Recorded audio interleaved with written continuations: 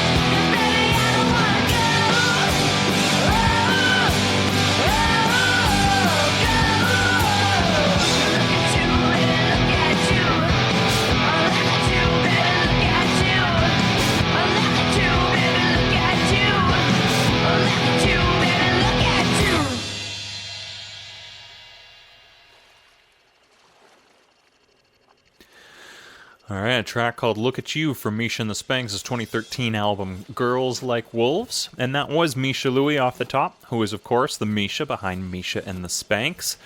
I had a chance to talk with her a couple weeks back about that album, her connection to the UK punk rock band The Buzzcocks, her most recent release, the Stranger EP, and plans for more recording. Stick around. You're listening to the Sonic Blender on CILU Radio 102.7 FM or at luradio.ca.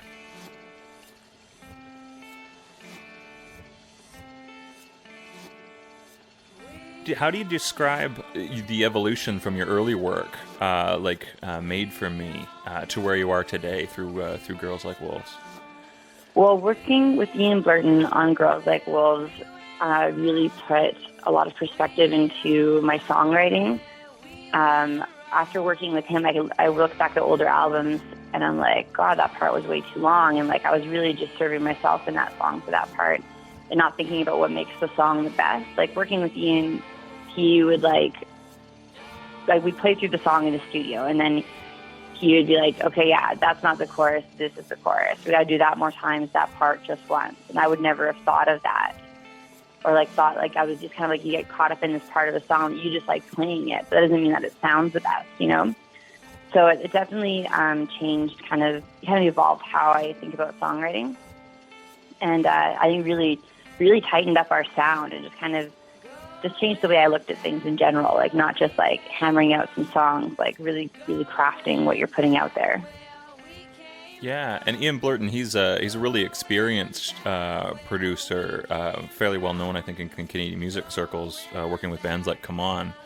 Were you able to draw on a lot from that experience? Well, what was great was that we had just finished playing Come On's final tour with them, and I played a lot of shows with Come On over the years. So Ian had kind of been watching us live for a while and kind of seeing how we were developing in general. So all of that experience that he already has, plus his experience with us specifically, really, really brought it together nicely. Yeah. Now, Girls Like Wolves, it's a way I can hear the difference. I can hear the growth from Gods of Love, which I found like a lot slower of a record as compared to some of the earlier stuff. So it's a neat drawback to kind of, I might say, where you started, but in a much more polished or kind of solid way. Like it is a really fun record. Was it something that you noticed or you consciously tried to do to bring back a little bit more of the rock and roll power away from some of the slower or softer side of Gods of Love? I think I've always been trying to get to that point, and it's just been a lot of developing my skills to get there. And I think I was always kind of shooting for this kind of rock and roll record and sound.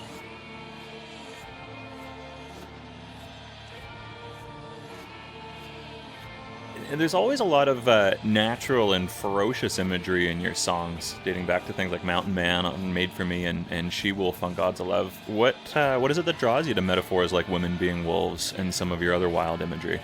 I don't know. Like, I grew up in the mountains, so, like, that kind of, I don't know, I guess natural imagery just kind of comes naturally to me, because that's what I was used to experiencing. And there's something about being in the bush and, wild, and that's just always appealed to me.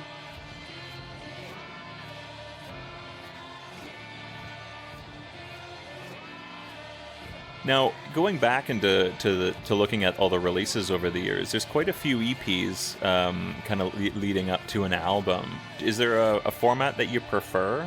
It's just in the climate of the music industry, like more single-based and maybe EP style, or full albums? I like to do those in between. I don't want to rush a full length, which I think that's something that I used to do. Like, I put out like an album a year, but maybe all those songs didn't need to be released yet, So as I'm kind of getting more conscious and aware of, what you can afford too, right? Like, we spend a lot of time in the studio recording songs that aren't necessarily finished yet. Like, I'd rather release a couple of good things, get it going on like CBC Radio 3, just have it online for a preview of what we sound like now, as I've been changing members and everything. The EP is good for that, and to hold over. Like in this case, once I realized how long it's going to take for us to go and do a full-length album with these guys, I was like, well, we got to release something, because we're doing some cool new songs. I've got an awesome new drummer, and nothing's come out since Girls Like Wolves. So I think, it's like a short-term kind of a holdover and a preview for what you're up to. And serves well for demos if you want to talk to different producers or record labels or anything.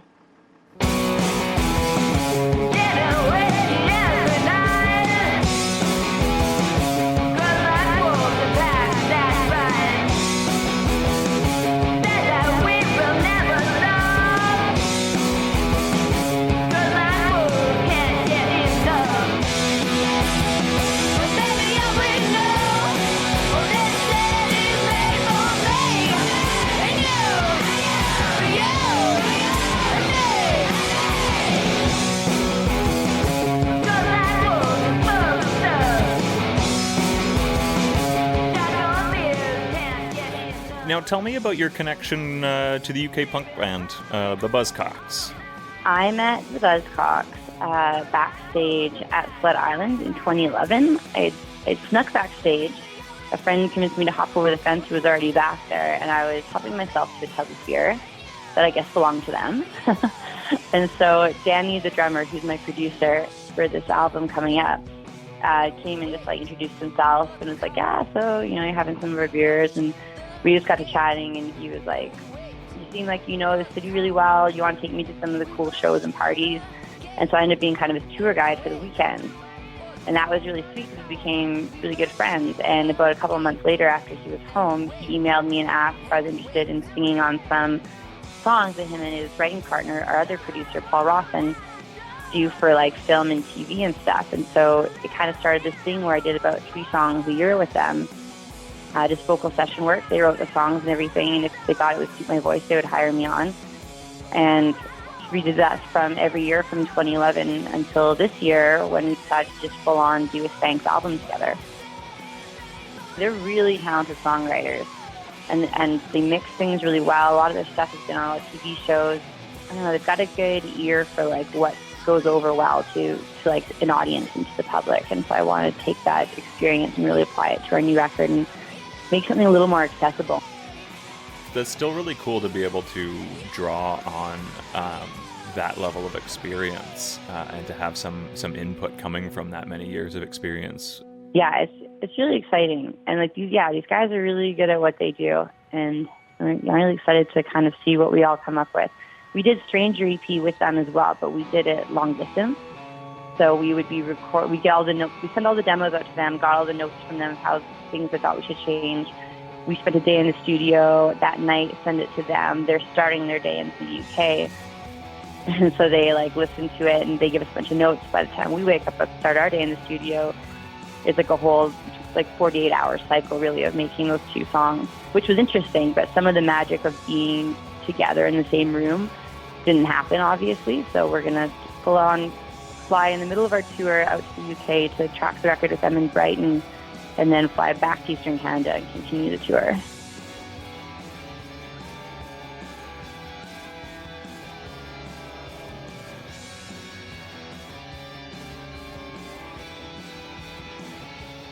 Since Girls Like Wolves was released, there's been a significant lineup change, including leading to the full-time drummer and collaborator for this record, Sean Hamilton.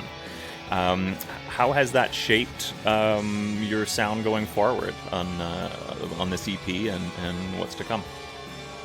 Well, losing Stu, who was on Girls Like Wolves, and Gods of Love, I think those are the only two, was a bit of a shift, and so you'll definitely notice a lack of releases since that happened.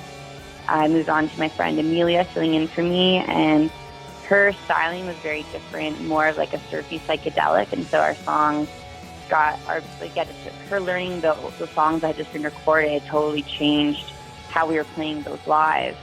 And what I was writing was a little artsier with her, like Summer Love, which was like an online EP, just 2 songs that we released, basically for our peak performance project application. And then she ducked out after the peak performance project went down, and Sean joined. And I think with that break with the drummer that was kind of part-time doing me a favor and kind of forcing me to try different styles out, I was able to kind of figure out and take some time to redirect where I wanted this project to go and what I wanted it to be. So by the time Sean joined, who's also like a full-time musician and songwriter in his own right, we were able to just like have this super drive and energy and vision of what exactly it was we were doing with this project.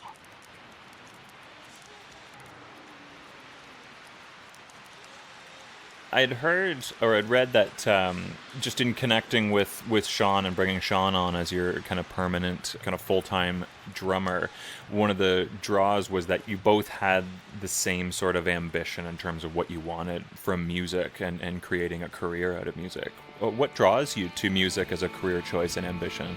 Well, for me, I just can't really imagine doing anything else at this point. This has been my goal since I was like a early teenager, like 14 or 15, to end up with a career in music. And the more that I kind of experience and as my career builds and everything, there's not really any turning back. Like I've accomplished too much to go to school and try and find a new career. This is what I'm all in for, and I love it. Like it's hard. You face rejection all the time. It's emotionally trying, but when you get the payoff, like even just getting on stage in your hometown, like they're worth it. Like it's not my passion, and it's almost financially viable. We're doing better and better for royalties every year, which makes things easier to pull off. But I think Sean feels the same way, and this is just what we've built our lives around. This is what our lives are. So we have to do the best we can with it.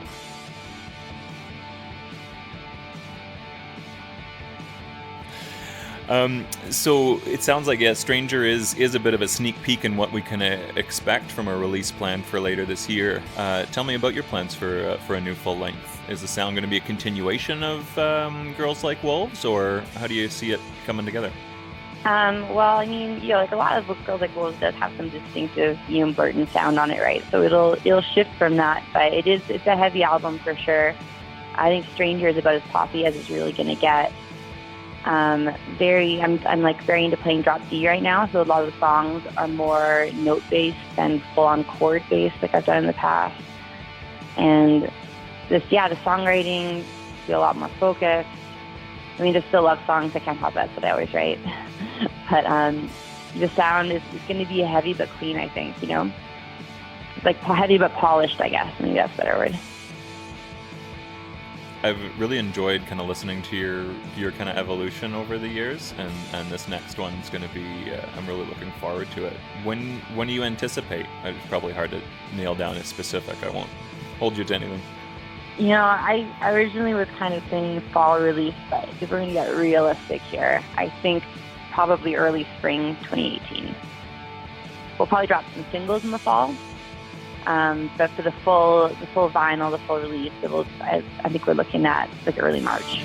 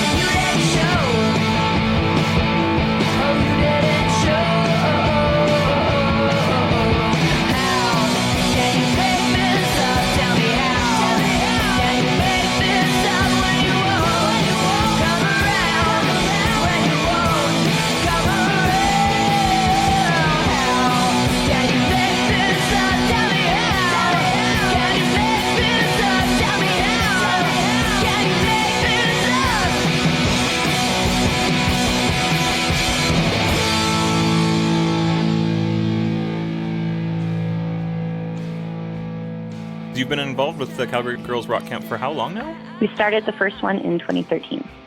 I mean, they're all over North America, but for the Calgary chapter, my friend Nicola was getting one started and getting it together, and she needs someone to help her, and so I jumped on board from the very beginning. And now I help facilitate it and like organize the schedule and the workshops and everything. And we only do one a year, but it's a lot of work and it's a lot of fun. It's pretty good payout. There's a lot of interest in the city and Calgary in general. CTV usually kind of helps us promote it a little, and the Calgary Herald and CJSW is always awesome and on board. The whole community really gets behind it. The Ship and Anchor does our showcase. OCL Studios does a day in the studio for the girls to record their single song on their last day. And it's just like so many people in Calgary get behind it. It's really awesome. We have a lot of letters from parents telling us that it was like their favorite part of summer and everything, so that feels really good. Now, why do you feel that these kinds of organizations or events are important? It's a really good opportunity to try out music and meet other like-minded girls. Like I found when I was a kid, I was like the single girl playing with a bunch of dudes, and it was very intimidating. And I know I was the only one because everybody else felt discouraged, like there was no one to look up to and to mentor you and kind of take you under your wing the same way as there were dudes for dudes to learn how to play. So I think having something like this is awesome. It just like gives them an opportunity to try stuff out that they would normally be a little shy or scared to, and just kind of creates a more balanced music community in general.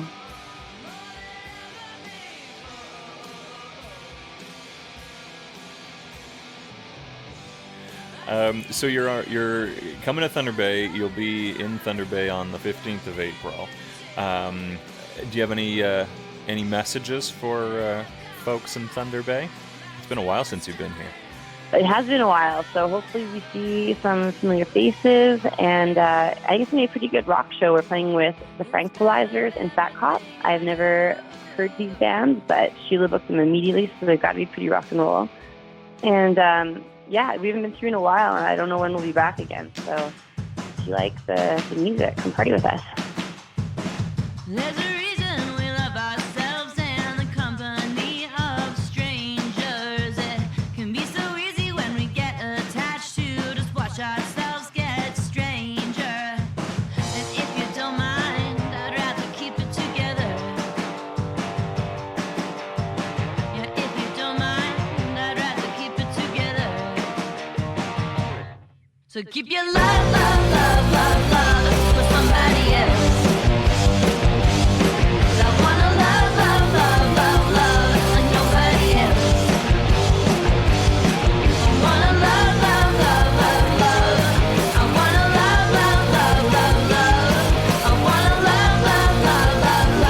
Like nobody else.